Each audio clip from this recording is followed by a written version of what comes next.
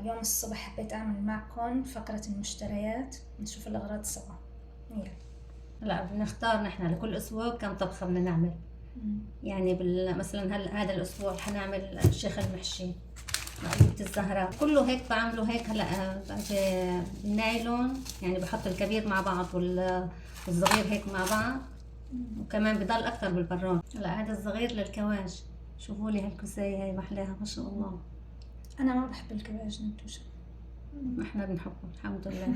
كمان أغراض السلطة الناقصة عنا، مثلا جبنا خس وهي الخيار وفلفل. نشوف شو لقينا، تفاح سوري صغير وكتير طيب. من خيرات بلادنا. بتتذكروا هاي صوص البندورة اللي عملنا فيها المعكرونة؟ رجعنا جبنا منها هاي وهي. وسباجيتي، نحن بنحب هذا النوع رقم 3. والكتير من الكعك. ضعفنا الكعك كتير طيب الكعك مع المتة. المدرسة هيك بتحب مع المتة. أنا الكعك ومتة عندي أطيب أكلة الصبح، يعني كتير طيبين. صحة. الصبح ظهر. الخبز العربي أساسي. هلا نحن كيف نحفظ الخبز العربي؟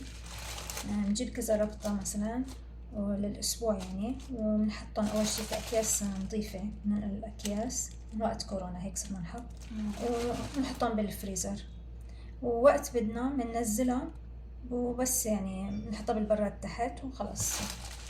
بنكتر كمان أنواع، كمان بنحب الخبز والكعك كثير، يعني أنا شوفي أنواع كمان بنجيب. صدفت إنه في أنواع كان في المخبز يعني، جبنا هذا دم خالي. وآخر شي الليدي فينجرز، إذا بتتذكروا عملت فيها وصفة كتير مميزة وأهلي اشتهوها، فقلت برجع بعملها، تلاقوها عندي بالصفحة. بس ما جبنا كرز، رح نعملها بصوص التوت على الأغلب. إذا قدرت بصورها معكم.